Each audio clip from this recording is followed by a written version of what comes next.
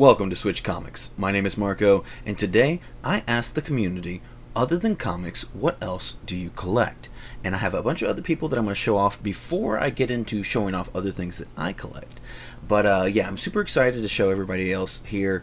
What's almost pretty consistent about anyone that's into comics is that you're not gonna just collect one thing. If you're a collector, you have that collector itch, and you have that nerd sensibility to you where you just find other things cool, whether they, well, I don't want to get into spoilers yet. We're going to see, and it's very interesting to see all the different variation between what people find interesting. And there's collectors of all types of different generations, different things that just piqued your interest for whatever reason.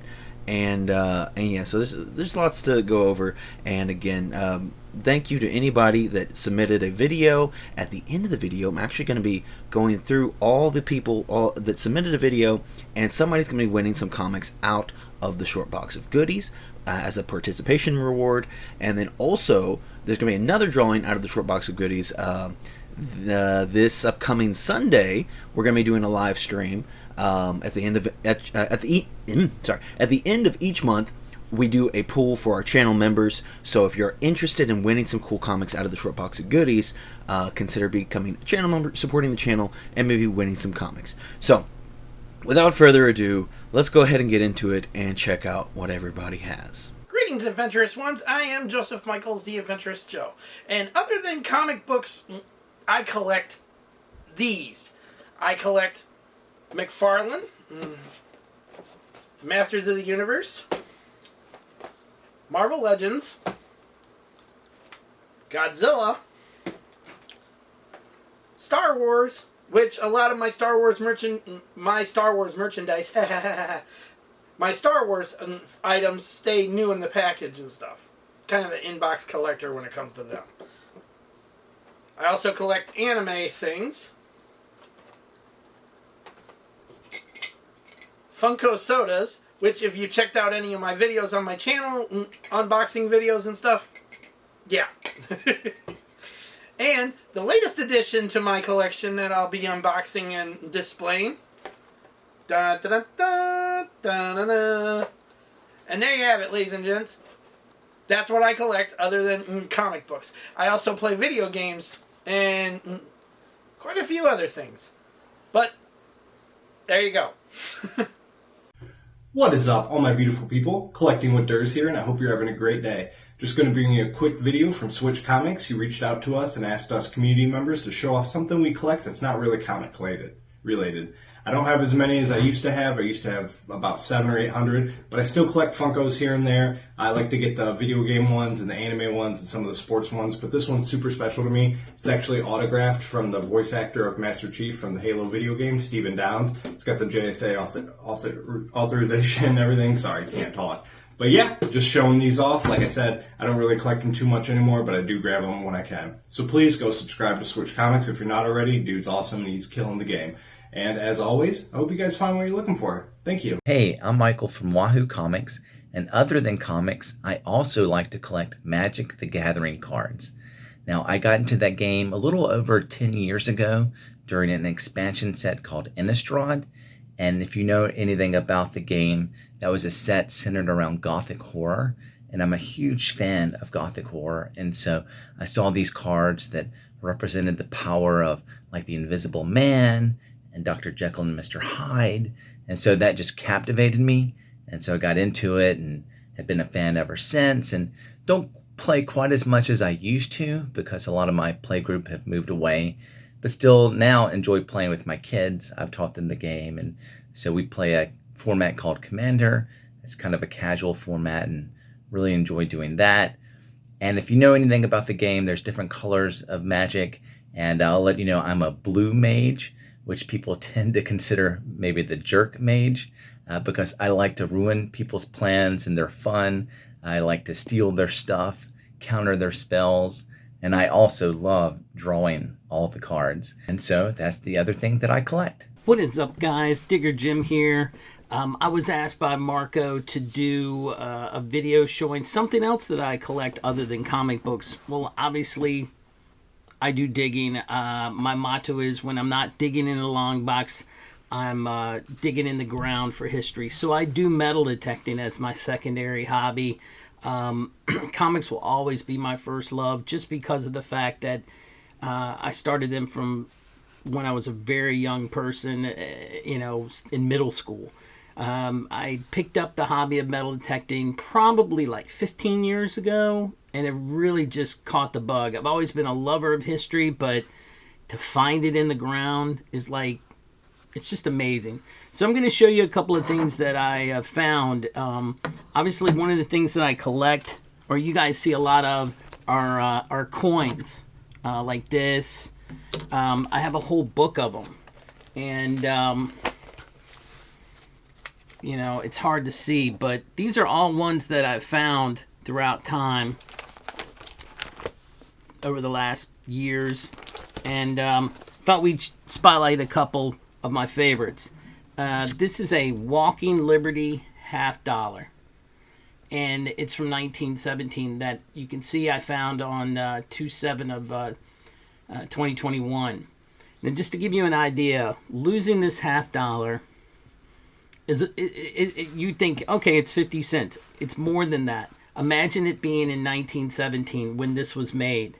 Okay, the cost. I did some research. The cost of bread was 17 cents.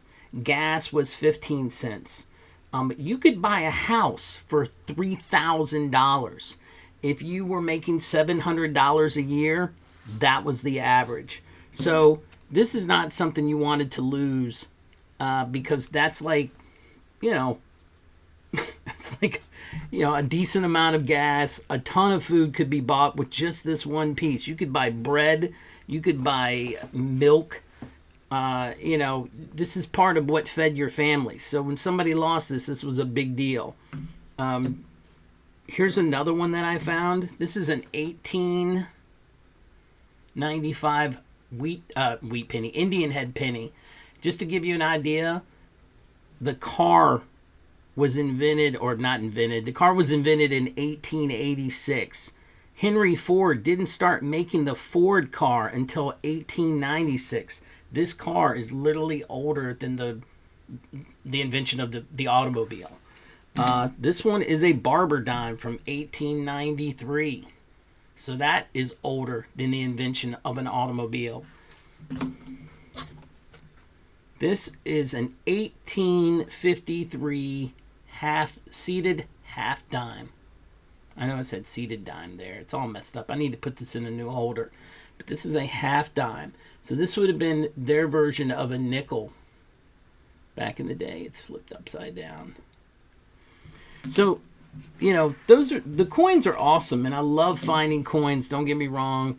All of these, with the exception of the penny, are 90% silver. Okay, we don't have that in our coins today. It costs too much money, and it was just different back then. They wanted it to have more value. The other things that I find are relics.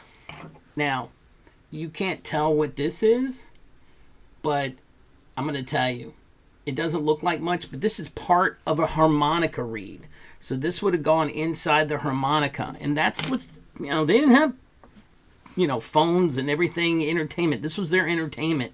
They used harmonicas.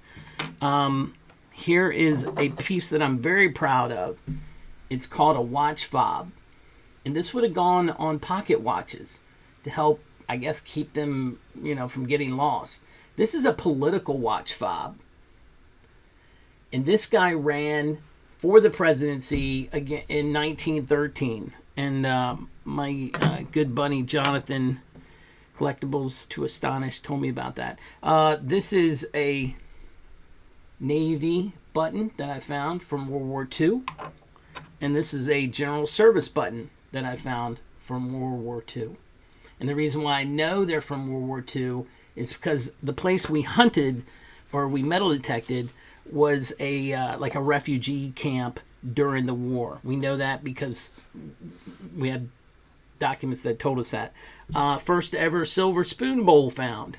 This is probably, if I remember where I found it, I want to say early 1900s. Again, they used quality back then. This button, though it doesn't look like much, is what they called a colonial flat button. I had the pleasure of going to a friend's house in Virginia, and this is another one, and finding some flat buttons. And, these would have been little buttons that they had on their lapel, and, they didn't exactly... they weren't sewn on usually very well, and they would break off, and they would just have them replaced because they weren't that expensive to get that done. I don't think any of these are from military. I think these were just regular colonial flat buttons. But yeah, those are a few of the things that I dig up and I find and I collect. Again, I love comics as my first love, but metal detecting will always be there. So I hope you enjoyed looking at these things. I hope you've taken into perspective how it's parts of history that, make us grow as a country. And, yeah. And as always, keep digging. What's up, all the Switch viewers? So, I am Logan, the Sheriff. I am doing my second Ask the Viewer question, which I know is, what other than comics do we collect as a community? And I figured I would choose the thing that I've probably spent the most money on other than comics. That being said, so as a musician, I like to collect gear, and the first piece of gear is my Fender Super Champ X2 amplifier. It's a fantastic little tube amp. Then I also run in stereo my Vox AC10 Cream, which is right here. Cool little guy. Another little tube amp. And then most of where the magic happens is going to be my Spaceship, aka pedal board. I've got everything on here that I really need. I've got a volume pedal here, a wah, a tuner. This is my filter. I've got a fuzz, overdrives here. I've got delay up here. I've got reverb. I've got a phaser. And then this guy is kind of a jack of all trades. It does a little bit of everything, but I only use it for about 2 or 3 different things. Other than that, it is probably the most powerful thing I've got on my board. And then I've got a little controller to mess with some of the settings inside that one. And the most fun part of my collection is the colorful guitars. So the first guitar that I typically play is going to be my PRS. It has been relicked and beat the hell out of. It is one of my favorite guitars to play. It's really comfortable. Everything on it sounds great and works great. Next guitar is my Green Casino with a Bigsby that I actually added on myself. Started out in a garbage pile because it had a neck break on it. Went ahead and fixed that and then got it all together. The next guitar is my Frankenstein kind of Strat. It has so many different extra parts on it and nothing does what it should do. It's kind of a mental nightmare to try to play this live because you're never really sure what pickups you're using until you really think about it. One of the newest guitars to my collection is my Squier Telecaster Baritone. It is really, really low, almost to a bass level in tone, but it's still a little bit higher than a bass. Then, on to my last guitar. This one is my absolute number one. It is my Mexican Fender Telecaster. I actually dremeled my band logo, Shoelace Temple, into the body. I've added a banjo armrest. I've added new hardware. And then my switch actually fell off one of the first weeks that I had it, so I wrapped it in fuzzy Velcro, just kind of let it be. But that's where I spend all my extra money other than comic books. Hi, this is Paul in the 619. This video is for my buddy Marco of Switch Comics. He posed a question to the community. What do you collect besides comic books? Well, besides comic books, a hobby that I've been doing since I was 10 years old is Dungeons & Dragons. Dungeons & Dragons is a role-playing game I think that everyone knows about, but for those who don't, it's alternative to your standard board game like Monopoly, chess. It was created by Dave Arnson and Gary Gygax back in the 70s, mid 70s. And yeah, so I've been playing since I was 10 years old. And with Dungeons and Dragons, besides the game, there's a lot of collectible things that has come out of that the game. You know, first off is all the dice. Yeah, comes out with like all these different kind of dice. This is a D20, the main dice that you use for Dungeons and Dragons. And here's another D20. It's just a bigger size. But they got things like 4-sided, you know, your standard six-sided dice, 10-sided, and so on. So besides the dice, there's miniatures that come with the game. You know, the thing with me and a lot of other players of Dungeons and Dragons, very visual. It's a very visual game. Besides a game that is theater of the mind, you know. So, you know, there's like a variety of miniatures. And a lot of these are out of print and are very collectible. So let me just show you a few. So you've noticed they all come in different sizes and shapes. And they represent things that you would encounter in a world of Dungeons and Dragons. Like this one's not an actual official Dungeons and Dragons. I think I got this at a Hobby Lobby or a Joann's. Yeah. And then there's an ogre. And here's a big bad right here, a beholder. So besides the dice, besides the miniatures, Dungeons and Dragons have come out with countless books. Right now they're on the 5th edition Dungeons and Dragons. And see, these are some of the 5th edition books. This is Monsters of the Multiverse. And then your standard books would be like the Dungeon Master's Guide. Dungeon Master's the one that runs the game. And then this is what the players of the game would have, is the player's handbook. And as you can see to my left, you can see all the countless other playing aids that they have for the game. So yeah, besides comic books, I collect Dungeons and Dragons. All right, peace, guys. And that was everybody that submitted for this episode of Ask the Community. Thank you so much for everyone that participated. As always, anyone is welcome to participate, whether they are a content creator or not. As long as you can, you know, make a video showing off some cool things. You don't even have to be in the video if you're camera shy. Well, just, you know, depending on what the question is, anybody is welcome to participate. But now it is time for me to show some of the stuff that I have. So I am super big, go crazy about all kinds of stuff. I have way too many things, so there's no way I could show you everything I have, but I'm going to show you little select pieces of my various collections. So starting off here, I have some Funko Pops, and I picked some of my better ones, but then I also picked like the White Castle one, because the White Castle one's just fun. Most of my stuff is Marvel, well, let's see, actually I have a bunch of Marvel. I have some of the smaller anime collections like Yu Yu Hakusho and Cowboy Bebop. I have a small little collection of Demon Slayer as well, and then just kind of some odds and ends of different things that, like I said, some of my favorite Marvel characters and stuff like that. But anyway, I wanted to show off some of these other ones that I have that are pretty cool as well. This one is Agent Daisy Johnson. This is an extremely hard one to get, and it's pretty rare. It's hard to find, and I'm a huge fan of Agents of S.H.I.E.L.D., so that one is definitely a super nice one that I really enjoy. I have Spike Spiegel, signed by the man himself, Steve Bloom. I'm gonna try to power through these a little bit because I got so many things to show you. The rest of these are actually all signed. So I have a signed Yusuke here, which is one of my newer signatures. We have a signed Captain Rex, and this one's actually the last two here at Chris's.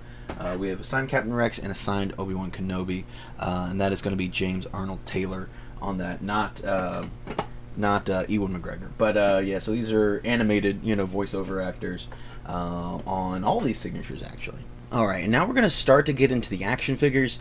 I have well over 1,000 action figures, way too many to display, but also the place that I'm living at right now, I don't have the area to display them all anyway, so a lot of things are like packed up in boxes and stuff. So I'm going to go through just showing off a few examples. So like we have some Marvel Selects, and with the Selects I really try to stick to a lot of like the bigger, bulkier characters, so like the Hulks, Abomination, Juggernaut.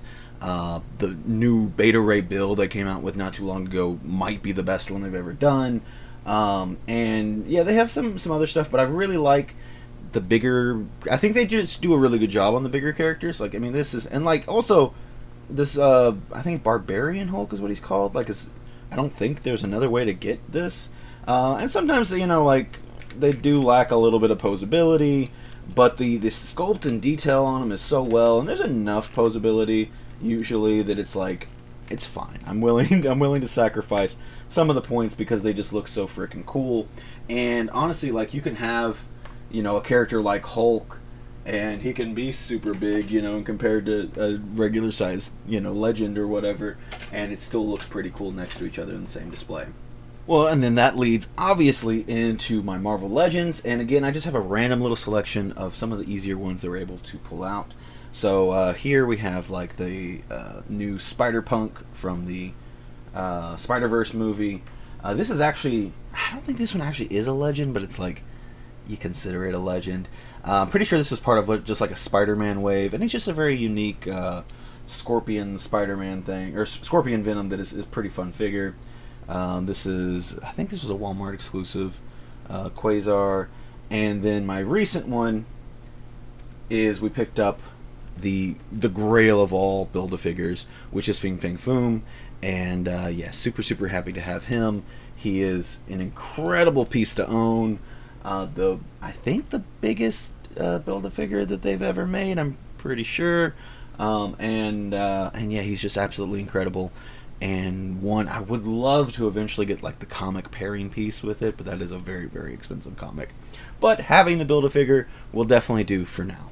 Now this technically counts still, it's in the Legends brand, but it does feel like it needed its own segment and highlight, because we are proud supporters of the HasLabs. We have the Galactus, we also got the Sentinel, and these things are just super freaking cool. And I didn't want to put two of them up on the table. I was like, if one bumps into the other and falls on top of me and kills me on camera, that'd be kind of embarrassing. But we love these things. The amount of detail, like specifically, like I like the Sentinel a lot, but I think the Galactus is absolutely insane. One of the coolest toys ever made, like, for sure. Incredible detail. Make sure I get him up here again where he doesn't kill me. But we actually have two other HasLabs coming up on the way. They are not Marvel Legends, but we're fans of bigger things, So, like, we used to do a lot of the Star Wars 3.75 figures, and with that, I collected a lot of the vehicles. And, like, kind of a general rule of thumb was the bigger the better. Like, the AT-ATs are cool, and the big, like the Naboo royal ship and stuff like that, I just absolutely loved and had to have. And so when they started doing these larger Marvel Legends figures, I was like, it's a no-brainer. Like, I gotta get them.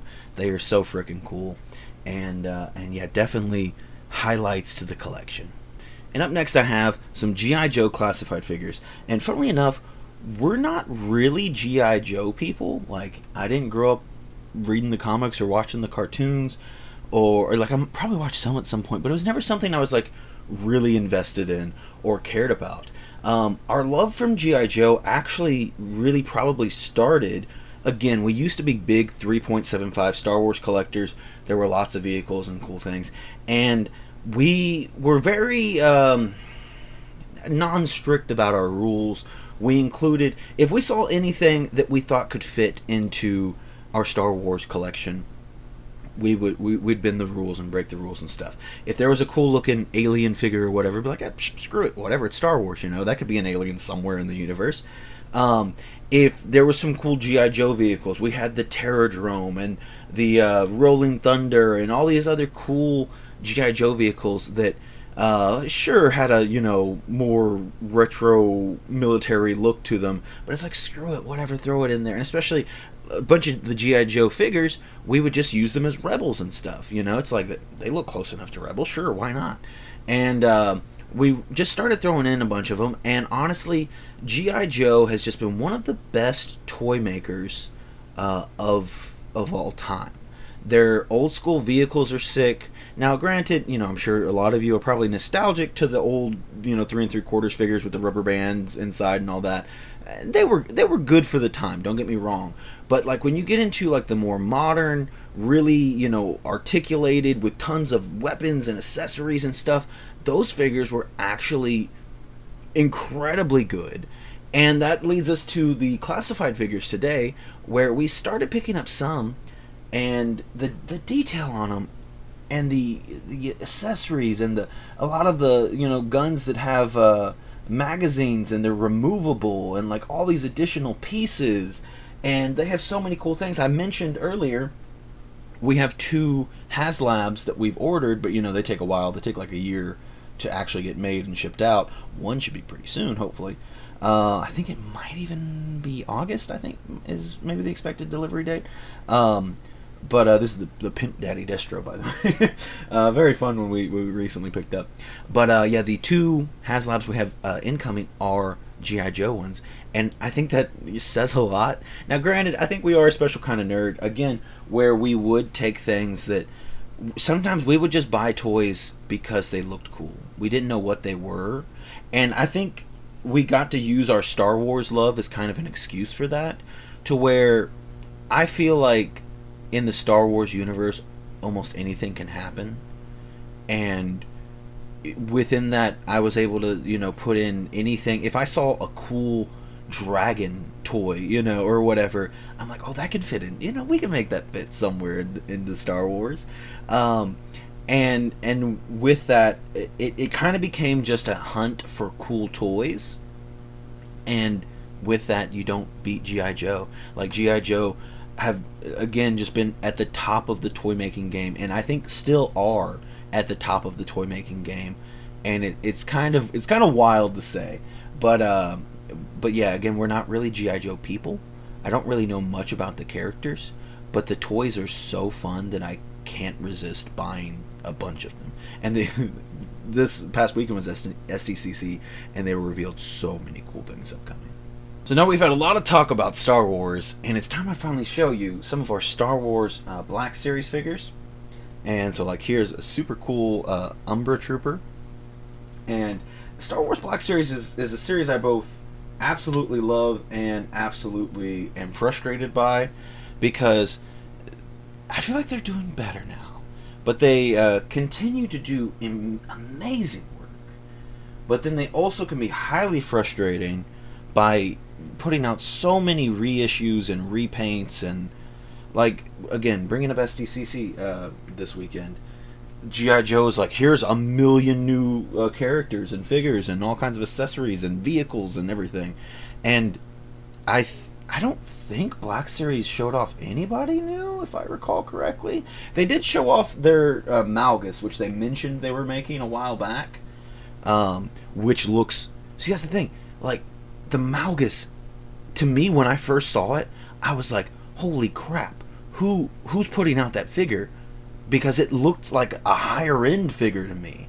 But then, come to find out, that's a Black Series figure. And I'm absolutely blown away. And I'm like, that quality is incredible. But then, flip of the coin, they didn't really show off anything new. And they did show off new things, actually. I don't want to... I said it wrong.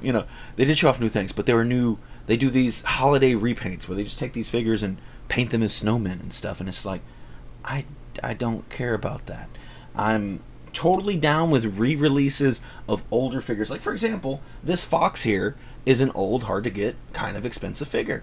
If they want to do a re-release on Fox, which granted, some people are upset because they're like, oh, I paid so much money and you can get it for cheap now. I don't care about that. it does feel a little salty, sure, but I'm like, oh, cool, and maybe it's they release a figure that I don't have, and I'm like, I can finally get that one now, and it's the same figure. I open my stuff, so I don't care, and I get that cool figure at a much better price. I'm totally fine when they do things like that, but then when they keep re-releasing Darth Vader and Luke and Han and Leia, it's like the 7th time they've done it, and then ignoring all these really cool characters. Like they're just now starting to get into these Legends characters. Here's Darth Malak. Like I said, they're making Malgus. They just actually recently showed off Star Killer from the Force Unleashed video games. Super, super excited about stuff like that. And it all looks great. Bastilla Shawn here as well. So I'm excited the direction they're doing, but they have a good habit of irritating the hell out of me. And then I still do have a very small amount of 3.75 Star Wars. I got a couple of vintage droids here. R5-D4 has always been one of my favorite droids. I can't tell you why. It's just one of those things like you connect to, and this is a really, really clean one. I really like it. If you know anything about vintage Star Wars, and specifically like this and R2, these stickers the paint can get really rubbed and everything. They can get very dirty from just laying on their backs and stuff in those dirty Darth Vader cases and stuff like that. And then I have the medical droid, which is also in pretty good shape. And again, I just always really like the medical droid. These things have a tendency of being broken or bent or whatever. These things also pop out. But I just trimmed my nails. I can't actually get it over right now. But anyway, this one is in pretty good condition as well. And that's pretty straight. And I will say, when I got it, it wasn't straight. This little arm here, it was very, very bent. It's still a little bent, and I could use a little bit more work on it. With a lot of patience and heating and being very careful with it, you can straighten these things out. But it is something that can be potentially dangerous, especially when you're working with old plastic like that. And then this is a really nice Star Wars Legacy figure. This is a character most people probably don't know. His name is Kakruk. He was incredibly hard to get. He still is. And he's just one of those figures. I don't think he's a Legends figure. He might be a Legends now. I don't know if he's technically canon anymore. But he was part of like the 2D animated Clone Wars, and he's been in some other stories and stuff as well. I can't remember if any of it's canon anymore. But he's a character that I did really like, and it was just one that it was so hard to get that when I finally did sell my 3.75 collection, I knew I couldn't get rid of him. And I do have a few others. Again, keep in mind, a lot of my stuff is still boxed up. There's some really cool. They weren't sold in the U.S. I actually have 3 of them. They were these little jet troopers. They were 501st clone jet troopers. There we go. And they were incredibly difficult to get. And I managed to get 3 of them. And they were like one of the grails of my collection. They weren't necessarily the most expensive ones, but they were so incredibly difficult to get here in the U.S. It was kind of wild that I managed to get 3. It was one of those things that like it took me a long time to get the first one, and then I got the other 2 within like a month. Like they just happened to happen. It just happened all so quickly, and it was very strange. But again, I mean, there were so many people that big collectors in that community that I would show it to, and they were so jealous, and I had so many people trying to buy them off of me very frequently. But yeah, even when I sold my 99.999% of my collection, I had to make sure I kept those and a few other things like my Kakruk, which is again also a very, very hard figure to find. Kind of sticking with some Star Wars here, we have a very extensive helmet collection that does include many, many Star Wars helmets, but we also do have some Marvel helmets, and like the Thanos Infinity Gauntlet. We also have the Iron Man Infinity Gauntlet. And then we also have some cool stuff like this Mando blaster, which is so big that I really can't even... There we go, I can show it off like that. I also have the Boba Fett. These are the Nerf rifles, but they make them like they're pretty much like replicas, they're pretty good. Now obviously they do them because they're Nerf guns. They have to they want to keep a certain age rating and stuff, and I get it. And you know what, it's totally fine. I think if someone wants to buy one of these and they're roughly like $100, And if you're really invested and want to take something like this and make it into an actual like usable prop, I do have plans to eventually do it, but basically, just paint this thing, which actually the wood, could use some weathering and stuff, but it's not too bad looking. But just paint this thing mostly, I can't remember if his gun's silver, and do a little bit of weathering and some cool stuff, and it'll be a pretty relatively cheap prop, that you could use as a Mando rifle. We actually have, was it a Nerf? No, I think it was just like an old, just a light up gun. And it was one of those that like you could switch and take off a bunch of pieces, but it was a clone rifle, and you could swap it around to a bunch of different things. But I actually bought it this way, where someone painted it black, and it just looked pretty good. It was definitely not full scale. These Nerf guns have been a lot better as far as like being pretty accurate. But even that old clone rifle, like I really like that one, and I got that dirt cheap. And it's a pretty sweet accessory piece. I also do have, it's up there, I didn't feel like getting it down, but I have the Green Ranger sword up there. And so we got a few prop-like things, guns, blasters, and mainly helmets. Helmets and, like I said, the gauntlets and stuff like that. Up next, we have a pretty extensive Gundam collection. Chris is more recently getting into models. However, we do have a bunch of these. These are the newer line called Gundam Universe, and they're toys. They're not models. They're pre-put together. It's ready to go out of the package, and I'm a big fan of these. I'm not a big model guy myself, and they're just sweet. They're really well made, and yeah, I freaking love them. They're a pretty nice Gundam toy, which is hard to do. Because Gundam doesn't really do toys. They traditionally do models, but like check out this thing. This is the first deluxe I think they put out, and he's freaking sweet. This is Sazabi here, and yeah, he's really cool. But actually, what we have more of is these old school. They're from like the early 2000s, I think. This is like kind of that 3.75 inch. Scale figure, and he's a bit of a shorter one, but this is Gun Tank. Anybody that watched us play Gundam, he was a favorite of mine to play in the game. I always really liked him as well. My favorite Gundam is Heavy Arms for sure, though. But unfortunately, a bunch of those are packed away right now, and we probably have well over 100 of those. They're very hard to get now. Like the ones we have are none of the. We used to have so many back in the day when we were younger. But unfortunately, like we would do dumb things and we take off their arms, and a lot of it is very easily pop-offable and stuff like that. Easily, I mean, like if you're trying, like if you're messing around with them, I mean, they're really good figures. For back in the day, the amount of detail and like, for example, like his gun spin, everything that they did with these figures were insane. Like they were really, really, really well made.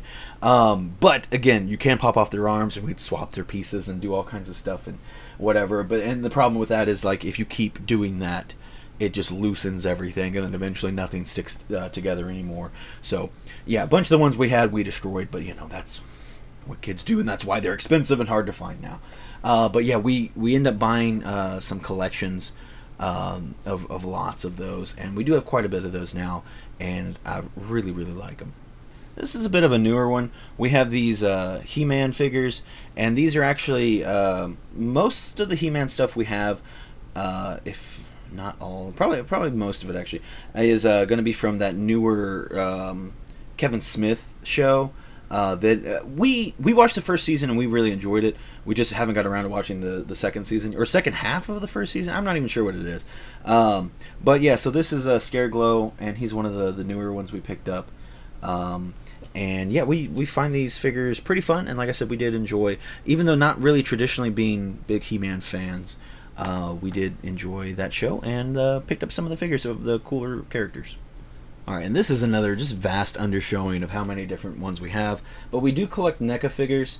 The large majority of it is actually going to be Predators, but they are all packed. We haven't picked up a new Predator in a while, but we do have a very extensive Predator collection. Some aliens, one of the cooler ones, we do have the big alien queen. But then, like, we got this Kratos here, which is super cool. NECA just makes so many just really, really sweet figures. I do have another one I'm going to show you here in just a little bit as well. This is McCready from The Thing. Big fan of Kurt Russell, and The Thing is one of my favorite movies of all time.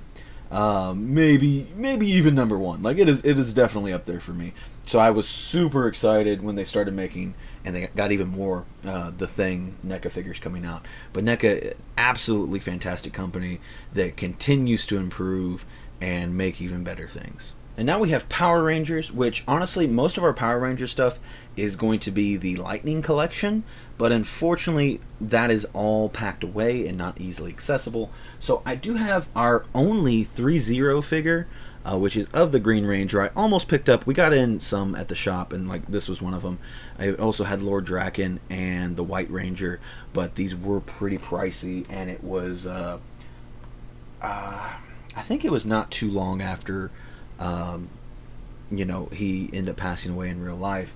And I mean, this was something I wanted regardless, but I'm not a huge fan of the 3-0 figures. I'm probably going to stay pretty limited, but it's one of those things, it's like they're not as good as, we're going to get into some better high-end figures here in a little bit. But it's one of those things, it's like I'm not going to get a better Green Ranger than this, so like definitely I'm very happy that I have it. But with that being said, let's get into some slightly better stuff. So we started getting into Hot Toys, and that is definitely a rabbit hole I didn't really want to get into, but there's certain ones, again, another company that has just been getting better at what they do, and there's been certain ones where I'm just like, I have to get that one. And so now I'm definitely deep now, or not deep, I'm into Hot Toys, we'll say. And yeah, so let's go ahead and show off some of the ones that I have here. And all these I have set up on my shelves behind me. So we have the Robbie Reyes Ghost Rider. This is the one from Agents of S.H.I.E.L.D. And I also have some books there on display with it. Once I found out that this existed, because this is actually an older con exclusive. I can't remember what con, but it was an exclusive. And literally, like, I found out about it, and within a week I had bought one. I am a huge Robbie Reyes fan, and I had to get this one. It just was an absolute no-brainer must-buy. Also, huge Agents of S.H.I.E.L.D. fan, so like it was such an easy buy for me. Like without any hesitation, I'm like, oh yeah, I'm getting this 100%. I do need to get they make an Agent Coulson figured to go with it. I wish they made some more Agents of S.H.I.E.L.D. Those are the only ones that they do have. I would probably get more, at least like a Daisy Johnson. Man, I'd probably get May. I don't know. It's hard to say. If they made more, I'd probably get more. But I'm very happy to have this Ghost Rider, and eventually will be getting Coulson for sure.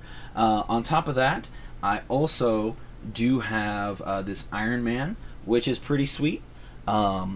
I do have some issues with it. I was a little confused when I bought it. I thought the clear plastic around like it's weird. There's more clear plastic that can actually go on there, but it's removable. And I just assumed all of the clear plastic would be removable, but like the little bits on there that you see like around his waist and everything, those are not removable, or around his abdomen, I guess. But that being said, still a really, really sweet figure, and it looks great next to my Iron Man #1.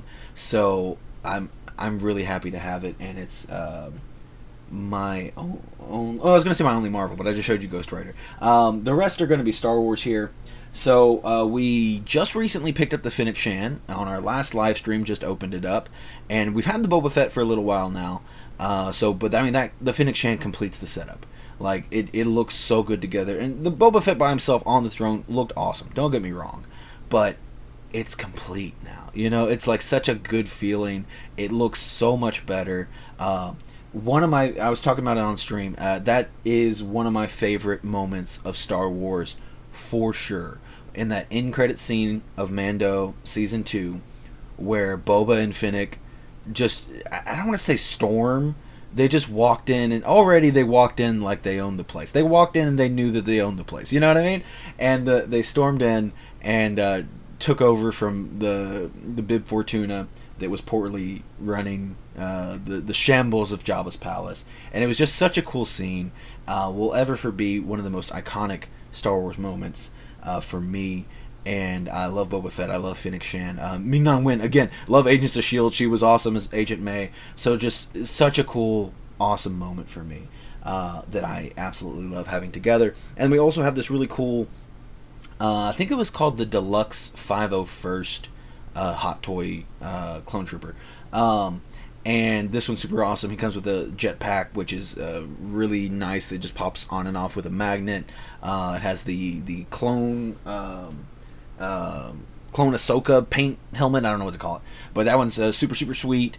You also did come with a regular helmet and maybe one other helmet. I can't remember what all it came with. Comes with a minigun, which is, I mean, if you're a Clone Wars fan, you'll love the Clone Wars minigun. It is a very, I mean, you love Jet Troopers too, and you love the 501st, and you love the Season 7 with the Clone Wars Ahsoka paint, and it brings back so many feelings and memories, and so good. So that one's actually was, I think, our first hot toy that we got. Yeah, Chris got that one, and yeah, super sweet. Did not start the rabbit hole, actually. The one that started the rabbit hole is one we don't have yet because it is not yet released.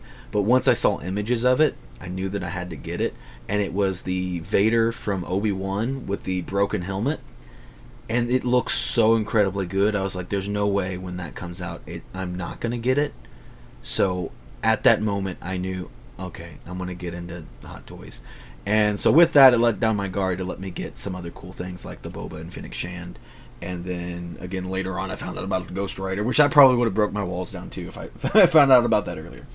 And then also sitting there, we have our recently signed Darth Maul figure, which is super cool. Again, we have a bunch of stuff packed away. There is an Ahsoka figure we also have signed that is Season 7 Season 7 Ahsoka. That's a Season 7 Darth Maul. So once I gotta figure out which box it's in. We have so many boxes of stuff, so I gotta find that. And I definitely want to put that on display next to my Darth Maul, and I'm gonna change up my display a little bit around there. I need to, figure out some things, but I definitely want to have those two side by side. Will be super cool. Okay, and then other than Hot Toys on my shelf, or shelves, I do have a few other things. Let's start with our Alf. So we have our little Alf shrine over there, which if y'all don't know, I don't know how, but I'm a big fan of Alf. And so I got the NECA Alf. I got the not quite life size, but he's a pretty good size plushie. I got the Alf #1. I actually have a bigger Alf puppet that sits over my computer desk. That's so that's not going to be in the little Alf shrine, but yeah, I'm a big fan of Alf, and had to have a shelf dedicated to him. And then other than that, I do have a Venom shelf. So one of the comics that I really hooked me and started me really reading comics was Donny Cates' Venom run. And so I got the Donny Cates Venom #3, first appearance in Null, 9/8, signed by Donny Cates. Next to it, I have the Venom Lethal Protector, which is just, one of the coolest, most fun covers of all time.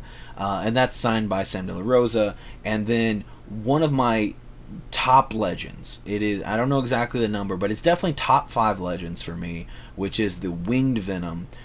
An incredible figure. Again, when I was doing the setup and stuff, I had the Winged Venom set out, because he was bigger and his wings were kind of, awkward. I didn't want to cram him in a box and bend the wings or nothing. But the Null ended up going into a box, so I gotta find him. He needs to get up on that shelf as well. He's also an incredible figure. They were a 2-pack, and yeah, just one of the best sets to ever come out from Marvel Legends for sure. But yeah, I mean, regardless, I mean, that's a super cool shelf that I enjoy as well. And then I'm going to show off a few little anime figures here. Well, one's not little, but the 2 Demon Slayer ones right there, Tanjiro and Nezuko. Those are McFarlane, which I'm not a big McFarlane guy at all. But that being said, I don't think anybody else. There's some statues for Demon Slayer, but I think these are the only figures, and they're pretty good. I like them quite a bit. The biggest issues is what McFarlane has most issues with is like actually posing them and getting them to stand right and everything. It can be incredibly difficult, and they fall over all the time, even just nothing. They're hard to deal with, but I think the sculpts on those are really nice. And then next to that, I have my Figuarts Sand Saga Vegeta, with the Great Ape Vegeta, which is the first like big, huge figure that I think Figuarts has ever done. Since then, they also have a Purunga, which I do really want to get, but I had to get the Vegeta. Big Dragon Ball fan. I do have some other Figuarts, not too many. It's one of those lines that I would like to get into more, but I just haven't got around to it. But I was actually talking about on stream the other day. I love that Vegeta so much, and if they ever got into, because they don't make any Attack on Titan, but if they started making Attack on Titan and made giant Titans that were like as big, or you could even really go bigger with the Titans, I would 100% buy every single one they put out. I would freak. I would freak out. That would be so freaking cool. Attack on Titan is probably my favorite anime of all time. But Dragon Ball Z and Dragon Ball just has such a fun place in my heart that I definitely, Dragon Ball means a lot to me. It's a big part of my childhood and everything. And I still, if they put out any more Dragon Ball, I will always watch more Dragon Ball. And again, that Great Ape Vegeta is so just freaking sweet, and the smaller Vegeta Figuarts are very, very nice figures. So it always comes with lots of different pieces, and you can do some really cool poses with them, and they're really, really nice. And then so Chris also has quite a few things set up in his room where I just figured it'd be easier to go ahead and just take some pictures and show some of that off. We've been meaning to show that off anyway. It's just one of those things like we forget, So we're gonna start off with the Legos, and Chris has quite an extensive Lego collection. Most of it, I think, is Star Wars. The crowning jewel is the Lego Star Destroyer. I mean, that is by far the biggest piece. It might be bigger than all the rest of his Legos combined. It's absolutely massive. It was also very expensive, but it's so freaking sweet. The Lego Star Destroyer is an incredible piece. But then also, he collects quite a few of the minifigures and wants to do more of the other vehicles, but they do take up a lot of space. And unlike other things that it's like, okay, well, we can just, put some of this stuff away and keep it boxed up for a while. Legos are a lot harder to take care of in that regard. Now, granted, I think some people do take them apart and just rebuild them later, but I don't think that's something that we want to necessarily do, at least not right now. I don't know, but lots of cool Legos. There's lots of Marvel minifigures, and I think most of the bigger pieces are going to be Star Wars. And then you actually do get a little bit of a preview. There's a couple Gundams sitting next to the Star Destroyer there. So we're going to go ahead and go into the Gundams, which is going to lead into another subsection here. So like I said, Chris has been getting into the Gundam models. So he's starting that collection. Doesn't have too many, and we actually do have a few older ones that we have that are packed away right now. But if you look above that are going to be some Funko Pops, but they're all part of a very specific theme where Chris collects droids and robots. So you have some of the big Overwatch robots there. You have the Iron Giant, the Rock'em Sock'em robots. And then that's going to lead into a bigger collection, which is, when you look at it, it's mostly going to be Pops, but then you look throughout it, and there's quite a few other things put in there. But again, these are all droids, robots. You have a lot of R2 units and other astromechs. You have the big R2s in the back there. Just lots and lots of robots. You have B2EMO. Lots of really cool things. We're going to go to another one here. There is just a bunch of robots. Like I said, a lot of Star Wars droids. I'm not sure if he's complete, but pretty much anytime there's a new droid that comes out, Chris will get it. If it's a Funko Pop, if it's a Legend or whatever it is. Big into droids and robots, and and there's Wally and anything like that you can think of that is a robot and a robot character. We definitely get. So kind of sticking now, moving from the Funko Pops and going into some other Funko Pops. Chris has a little bit of his Pops set up. Again, we've thinned down a lot, but we still do have some Funko Pops. So here's some Marvel ones, and also I guess side thing there is that Red Dead Redemption record that Chris has signed over there. And yeah, oh, there is an Alphonse there, and then mostly Marvel, except for the Alphonse and the Tracer in that picture.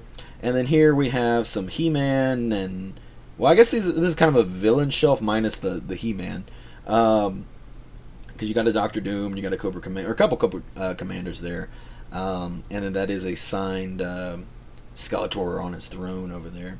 And then kind of just random, mostly Star Wars. You do have Waddles right there in the middle, and the Chupacabra, and a dead Yamcha, and the golden power armor as well. Oh, and someone made a custom Bardock pop, and came in the collection one day, and we took it home.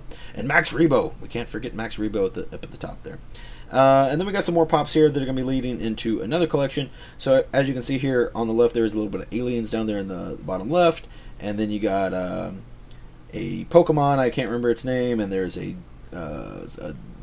Chihuahua from around the world, I can't remember its name. And then like there's a She-Hulk that's really nice. And then we start going into the Wonder Woman. Actually, there's a Squirrel Girl there as well. But then we go into, you see some Wonder Woman pops, but I got a better picture here of the Wonder Woman collection. You know, everybody's got their own thing, certain characters that they really gravitate towards. And Chris's, well, one of Chris's anyways, is Wonder Woman. I think Wonder Woman's probably really like the only character. We each have multiple characters that we really like, you know, but we have a problem of getting these really niche characters that don't have a lot of product. Like for me, I'm a big fan, you know, like Daisy Johnson. I showed you the one thing they made of her, is the Funko Pop. But then, like, I also like Magic, which you can get some comic covers, but like they make one. Well, technically, they make two figures of. It's just a slight repaint. Elsa Bloodstone, you know, they don't make a lot of things for that. Chris also likes Squirrel Girl. They don't make a lot of things for her, you know. But Wonder Woman is one of the characters that they do make a decent amount of stuff. Not a crazy amount of stuff. But they make quite a decent amount of stuff for Wonder Woman. And then I think that is it going to be for the stuff in Chris's collection. Again, keep in mind, we do have lots of things that are boxed up, and we can't show off just everything. Even if everything was out of the box, God, that'd be like a 20-hour video showing everything that we have. Alrighty, I would like to thank everyone that participated in this Ask the Community video. And again, now we're at the part where there is a giveaway for any participation from the community. Because I understand that it is difficult to, you know, especially if you're a content creator yourself here on YouTube, you're making your own videos, there's a lot of things going on. I get it. And I understand that there is some people that I asked plenty of people, and there were some people that were really excited, and, you know, things happen, you forget about it. It's, you know, it's no big deal.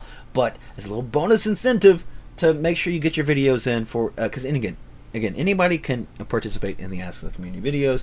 So as a bonus participation incentive, I'm going to pull some comics for one particular person out of the short box of goodies here. Again, I just added a bunch of new books in here, a bunch of cool 1-in-25 ratios, and some other cool things. And so let's pick our winner here. All right, so here we have it set up. I have all the names here on the spin wheel, and so what's going to happen is I'm going to spin the wheel, and whoever it lands on will get 2 free books out of the short box of goodies. The only exclusion is if you are a channel member, you actually get a bonus pool.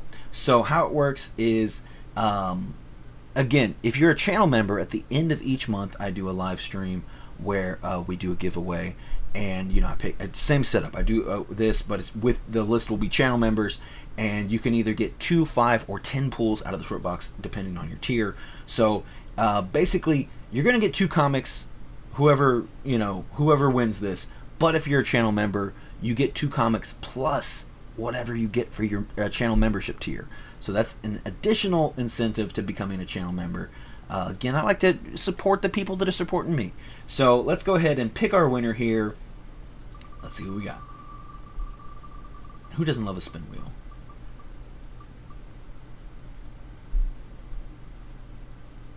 And there it is. We have our winner, which is a channel member, and a tier 3 channel member at that. So we're going to be pulling 12 comics out of the short box of goodies here. Alrighty, so I'm just going to pick randomly here, and we're going to start moving through it here. So here we have the Bloodstone. This is actually a really cool. Is this one of the signed copies? I'm blind, so I do apologize. I thought these were all signed. No, this is issue number 2. The issue number 1s I have that are signed. Okay. Anyway, so this is issue number 2 of the Bloodstone, which is a really cool comic that a friend of mine that I met from collecting Star Wars action figures. He started writing a comic, and I did do a review on issue number 1 somewhere on my channel a while back, and a pretty cool little horror comic. So that's a fun one. I'm going to kind of skim through these pretty quickly because there is 12 books to pull. Well, okay, this is a rare exception. I have a couple of doubles in here, so I'm not going to include the double.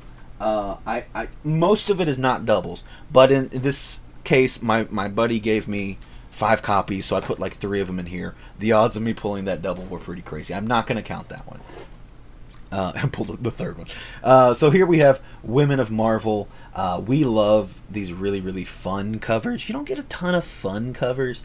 And where this is X-23 and Honey Badger just hanging out. And it's a really great cover as well. So we really like that one a lot. So some of these are just covers that we think are super cool and we really like that I got doubles of.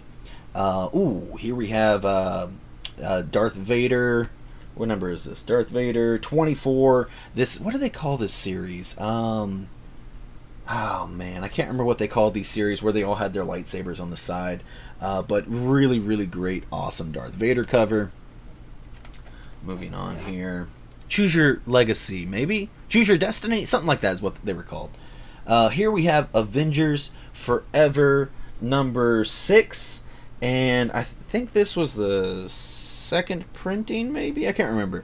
Or maybe first cover appearance of Vibranium Man, or first appearance of Vibranium Man, something like that. I remember this was a key, but it was a while ago.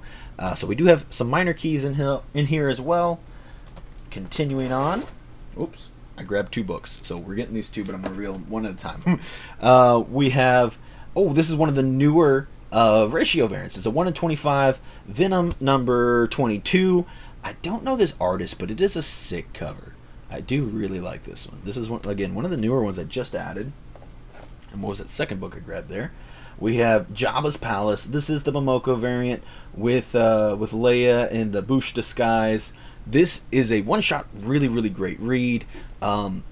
It's not going to sound exciting when I say it, but it's a one-shot about the translator droid in Jabba's Palace. But it is, I promise you, a fantastic story. I really, really enjoyed this. One of the better Star Wars books I've probably read in a while. So that is pick number 6. We got 6 more books to pull out of here. Again, this could have been so, easy and done with 2 pulls. But bonus if you are a channel member, and it really is pulling through. Here we have a facsimile of Wonder Woman number 1. We do have some facsimiles in here of some pretty cool books. I don't put all of them in there, just the ones that kind of mean more to us and the channel and I think are pretty cool. And again, that one, whoops, I had some other comics pulled out here. I didn't see them, so, it's fine. It's fine. Anyway, Chris is a big Wonder Woman fan, so I'm just trying to pick randomly through here. This one is a thicker book. I can feel that. Okay, another one I just recently added, Batman versus Predator. I think this is the first volume. I always forget, but I'm pretty sure that's the first volume. So, pretty fun book. Always love some Batman versus Predator. Some of these are sticking together. Here we go.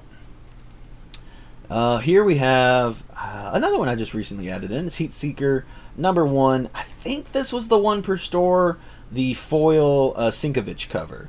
It might not have been a one per store, but to my memory it was.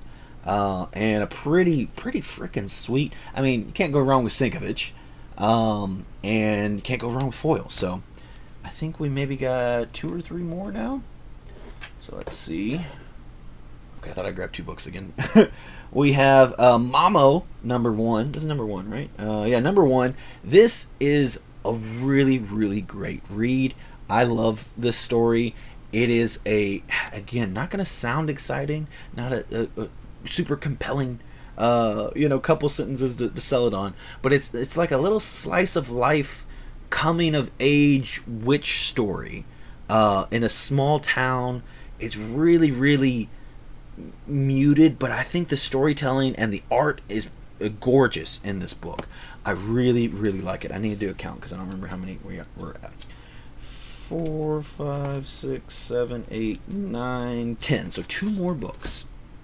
Again, and there is a couple of like bigger, more expensive books in here we still have yet to hit. And we have Bountiful Garden, issue number 1. And so I just have quite a few issue number 1s in here as well, because I do like to throw in some stories where maybe people want to start out at the beginning, and sometimes you just need that issue number 1 kind of showing there with Mamo and Bountiful Garden. Check it out, read it, and maybe you enjoy it. We got one more book here. Oh, I'm trying to get them. Some of them still are like kind of sticky where I took the price tags off of them, and like I guess those were just really sticky stickers. Anyway, last book here we have is, I think I just added this one too. Silver Surfer Black, number 1. I love this story. Now, this is a Tradd Moore art, and some people are kind of iffy about Tradd Moore. He's very surrealist and strange, but I think his work in Silver Surfer Black complements the story so well. It's absolutely incredible. Which, granted, I'm a bit of a Tradd Moore fanboy. I don't go crazy over him, but I do everything that I've looked at and read so far. I've really enjoyed from him. But Silver Surfer Black is probably the peak, I would say. Again, just the weird art combines with the weird surrealist story, and is a great short read. I think it's only 6 issues, if I recall correctly. It's a very, very short read. Absolutely great. Deals into like the setup of Null, and great read. So yeah, those are the 12 books that will be going to Logan Gapehart. Now multiple. He didn't win the last Ask the Community, but he has won the channel membership before. So getting, this is his second time getting some books from the short box of goodies, this time from Ask the Community. And we do have the channel membership right around the corner. Like I said, that will be this Sunday stream. So again, lots of good books still in there. Lots of ratios I just added in there. There is the big book in there is Spider-Man 51 at a mid-grade. That is the second appearance of Kingpin and his first cover appearance. And there's still a spectacular Spider-Man 101, the amazing John Byrne cover, one of my favorite covers of all time in there, and plenty of other really good books in there. And again, I will continuously be adding more into the short box of goodies. However, that being said, the only way to get books out of here is for channel memberships, is the main way, and then also when I do Ask the Community videos.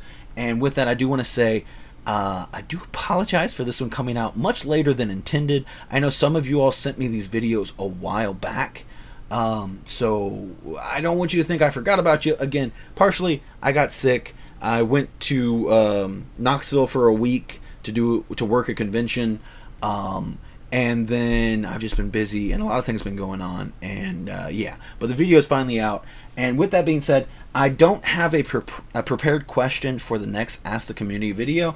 I think I want to take a little bit of a break and not do it. I wanted to do it like once a month, but I realize this is a burden to ask other people, and I feel like definitely there was less people that sent in submissions on this video, and I think I asked people too quickly for the second one.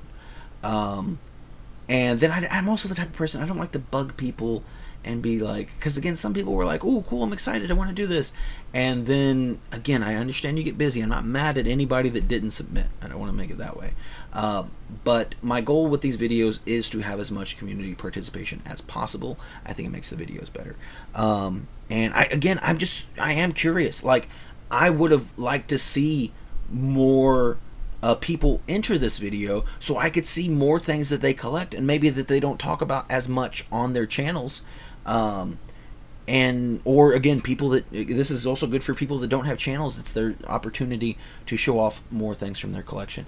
But yeah, that being said, I think maybe it'd be a little bit better if they're spaced out a bit more. So I will make an announcement when I am, and I'll message people and stuff when I do another Ask the Community video.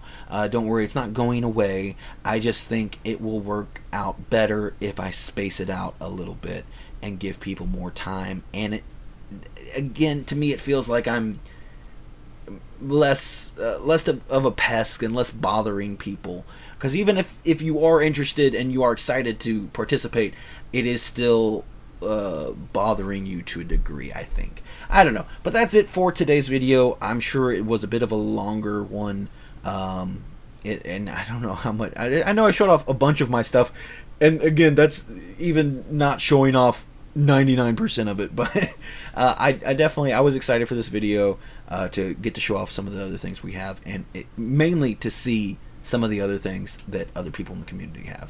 So thank you all so much for watching, participating, and enjoying the video and sticking around this long.